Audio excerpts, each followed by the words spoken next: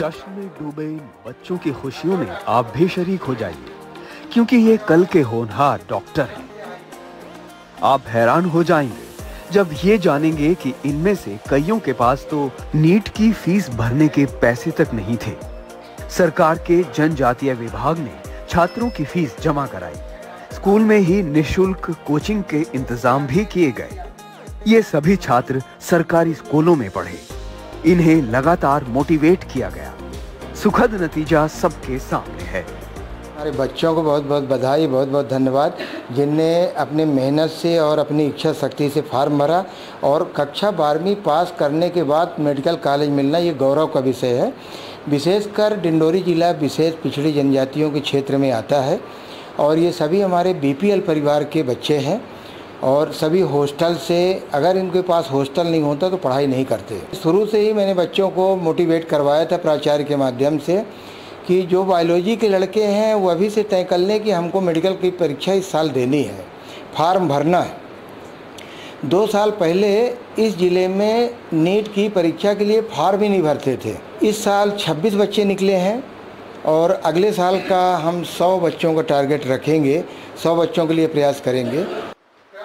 सपनों जैसी इनकी कहानी यहीं खत्म नहीं होती। इन 26 छात्रों ने पहले ही प्रयास में नीट जैसी परीक्षा में सफलता हासिल कर अपना लोहा मनवाया है। दिलचस्प ये भी है कि इनमें से ज्यादातर छात्रों को पहले नीट के बारे में कोई जानकारी तक नहीं थी। मेरी जीत के कारण मेरे शिक्षक, मेरी मम्मी, मतलब सब ने बहुत हेल्प की। नीट के फॉर्म भरने के लिए कोचिंग भी स्कूल में की गई और फिर सपोर्ट भी किया गया। और हमारे डाउट्स थे बहुत सारे, तो उनको टीचर सॉल्व करते थे। फॉर्म वगैरह तो सबके सपोर्ट। टीचर ने कहा कि अच्छा परसेंट बन जाएगा, मतलब कि पढ़ने में अच्छे हैं बच्चे, इस टाइप के मोटिवेट किया कि हाँ तुम कर सकते हो करके।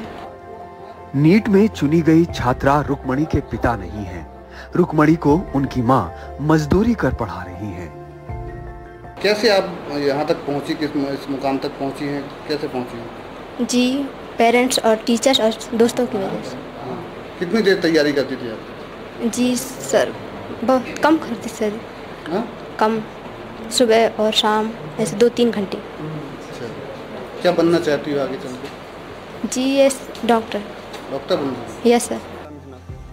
नीट की परीक्षा में अपने बच्चे के चुने जाने पर मजदूर पिता धर्म सिंह एनडीटीवी से बात करते हुए भावुक हो गए।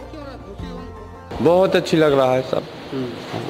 कितना मेहनत करती थी पढ़ाई लिखाई में? बहुत ज़्यादा मेहनत, रात दिन से कोई काम धाम नहीं करवाते सब,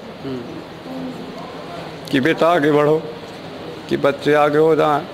हम तो बनने मंजूरी कर रहे हैं कि हम पढ़ाई लिखाई भी नहीं की, हमारे महतारी बाप नहीं पढ़ा है, कौन से हिसाब से पढ़ाए हमारे बाल बच्चा को। बहुत अच्छी बात है, हो जाएं, आगे बढ़ जाएं। छात्रों की सफलता पर जिला प्रशासन भी जश्न में शरीक हो रहा है। अधिकारियों ने छात्रों को कलेक्ट्रेट कार्यालय में बुलाकर सम्मानित किया। जी हाँ, ये हमारे ज़िले के लिए बहुत ही गौरव का विषय है कि हमारे ज़िले में जो है आदिवासी बच्चे जो हैं इस ऊंचाई पर पहुंच रहे हैं कि हमारे ज़िले में 25 बच्चे जो सिर्फ और सिर्फ अनुसूचित जनजाति के हैं, उनमें से 17 बालिकाएं हैं और 9 बालक हैं जिन लोगों ने नीट की परीक्षा को पास किया हुआ है। हम लोगों ने सभी उत्कृष्ट विद्यालयों में जो है वो कोचिंग क्लास भी लगाए थे और इनके लिए इनके विद्यालयों में एक्स्ट्रा क्लासेस भी लगाए हुए थे। उसी का नतीजा ये हुआ कि आज हमारे ज़िले में 26 बच्चे सेलेक्ट हुए हैं, जिसमें से 25 पूर्णतया एसटी के बच्चे हैं। एनडीटीवी एमपी छत्तीसगढ़ के लिए डिंडोरी से विजय तिवारी की रिपोर्ट।